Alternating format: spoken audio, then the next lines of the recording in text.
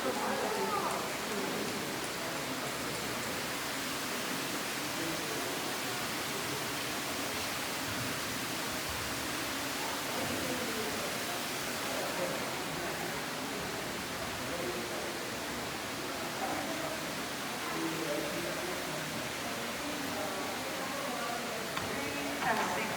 All right, ladies and gentlemen, so from here, we are now leaving a depth of 80 feet beneath the surface. We're leaving the rotunda or the crystal cavern, and inside of this cavern, you guys would have seen two bodies of water. There's a stream that flows all throughout Harrison's Cave from this point, and there's also a natural lake at the rear end of the tram that formed as a result of us carving the tunnel that you can see at the end of the rotunda. And as we exit, Tony and Ode would have exited through the entrance they used to enter the rotunda. Now we're traveling back down to the and as we did so, as you look into the challenges that you can see here, those formations that you're seeing started to grow there over a period of time. And Tony and Ode did not only face the danger of being large individuals, they also faced the danger of water levels rising as a result of heavy rainfall across Barbados. Now we're making our way back to the village again.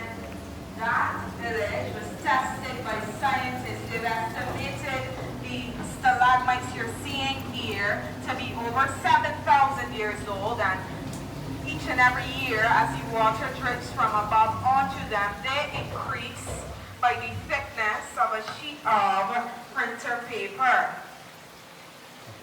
So the growth process is immensely slow. And do you guys remember the day that we came down originally? Over here from your right, that's correct, through the engineered path, and as we did so, some of you might have been thinking that that was the original entrance that Tony and Ode used in order to enter this cave, but that is not so. We are about to see the original entrance to Harrison's Cave right now, and it's located on your left. At the end of the circumference of this wall is a pool called Explorer's Pool, and above it is a dark hole that you guys will now see. That is the original entrance to Harrison's Cave that you can see. It is a mile in length and it stretches all the way to a gully called Harris Gully. And you heard me using the term gully. That's what you descended into when you got onto the elevator. That's a gully. Essentially, that was the roof of a cave that collapsed inwards. Alright? So within that entrance as well, that is a mile in length, you would also find the cave's natural creatures as well. For those who are wondering, you would find bats and spiders and frogs and centipedes and other nocturnal creatures. They all reside within that entrance, and you would rarely find us where we are right now, and that's because there is nothing of sustenance for them to feed off of where we are situated. And Tony and Ode would have taken 5 hours going as well as coming through that entrance. Upon exiting, of course, they found another passageway to follow alongside, and we cut away the stone that was once here blocking it, so you guys can get visuals of the tiny spaces these men would have traveled through, and they would have been crawling on their tummies, using their elbows and knees to maneuver, covered or wrapped with jeans, pants, or t-shirts, as they did not have access to elbow or knee pads in the 1970s, and as they were crawling, they could hear the sound of water, similar to what we are hearing, and they emerged right here, and were first able to stand after 3 hours and stretch. You guys can imagine how cramped it might have been as they were passing through that tiny tunnel. But they found these 2 merging waterfalls. We call them the Twin Falls. And upon finding the Twin Falls, it was an indication to them that the cave was much larger than they had originally thought.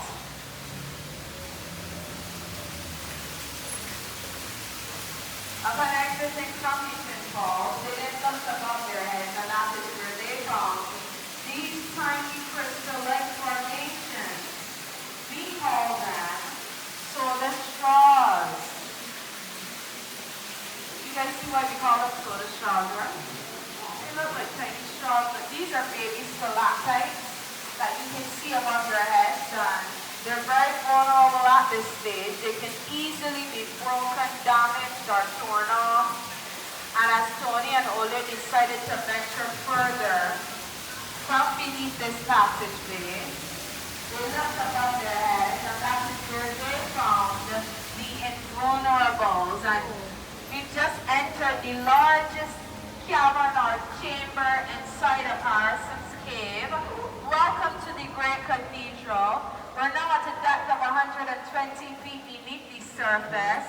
This cavern or chamber is 150 feet in height as well as 150 feet in width, and it houses within it the ancient ones. They've been here for 500,000 years along with this cavern here, withstanding the testaments of time, and I'm sure they could talk. They would have many stories to tell us about Barbados as it has evolved as an island, an early island in the Atlantic Ocean.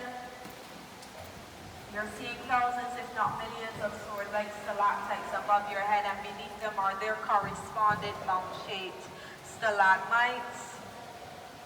We're leaving the Great Cathedral now, and we're headed deeper beneath the surface. But earlier, I did mention that it took 5.5 years for these roads to be constructed. And as the engineers were constructing them, they put the roads over flowing water. They also had the task of diverting some of that water, and you can still see some of the diversions that they had created to this day, but there's still a stream flowing beneath us, and we are about to enter into a passageway that was carved by water.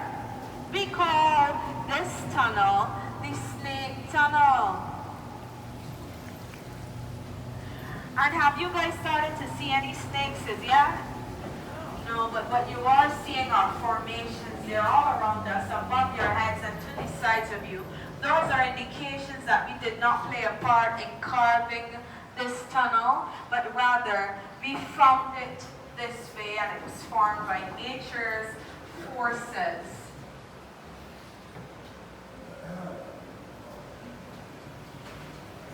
And as you look on either side of you as well, I'm sure you've noticed that there's a white substance on the walls.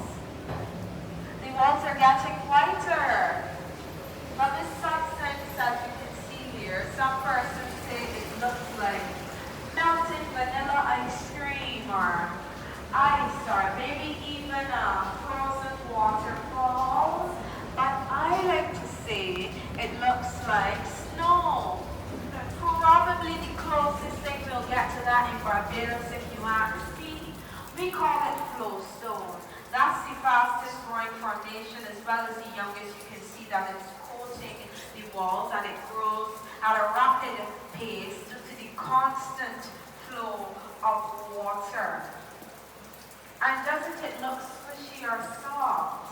It appears to be that way, but that is an illusion, as I know some of you are very tempted to touch it. I can tell you that, because I am always tempted to touch, but that's just an illusion again. It is just as hard as a shell you would find off the beach. And above your heads as well is another formation. We call this one a drapery stalactite. That was once an active waterfall, and there's no more moisture there, so it has taken on that unique cloth-like structure you can now see. Some persons say it looks like the hem of a skirt, or maybe the end of a lady's dress, or even a tablecloth even. That's why we call them drapery stalactites. Now from here we are headed to the most romantic spot you would find beneath the surface of this island. We're headed to the altar, and here's where we've had many proposals completed.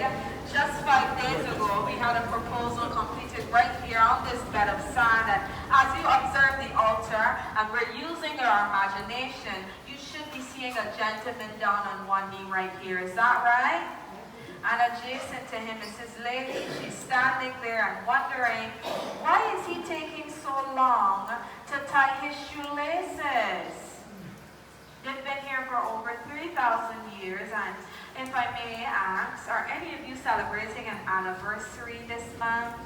Or do we have any newlyweds on board? But to the couples who are here and who are celebrating an anniversary with us in the coming year, as the year progresses, happy early anniversary to you. That's the altar. We'll be leaving it behind at this point, but I'm also sure that you've noticed how unique the passages we just entered through are. And you would have noticed as well that there are many formations all around us. There are indications that we did not play a part in carving this part of the cave, but rather we found it this way, and as we are here, the lights are starting to dim, so we are going to ask you guys to turn off your devices momentarily as we are about to give you guys a feel for how naturally dark inside this cave is. When we leave at night and we turn off the lights to the tram as well, we call it our natural lighting segment. And I hope you guys are ready for it. As they've gone out, we are going to switch off the lights as well. Are you guys ready for that? Yeah. All right.